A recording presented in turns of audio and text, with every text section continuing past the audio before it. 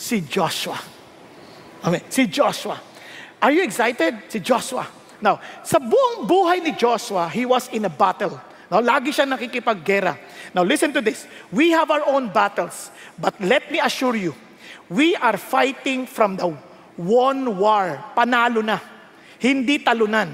Meron lang mga maliliit na grupo na trying to destroy what we have won. But we are on the winning side. Are you following? Tapos na ang boxing. Ano na lang to, mga maliliit na bosses trying to stop us to enjoy our victory. Okay ba yan? Maliwanag? Hello? Kaya, anong gagawin natin? If we are these packets of battles na hinaharap, let God fight your battle. Sabihin sa katabi mo, let God fight your battle. Okay? Let God fight your battle.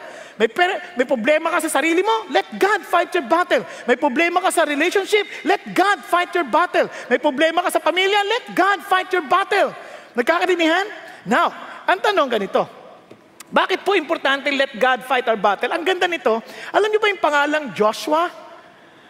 Ang ibig sabihin ni God is salvation. Ang Diyos ay tagapagligtas.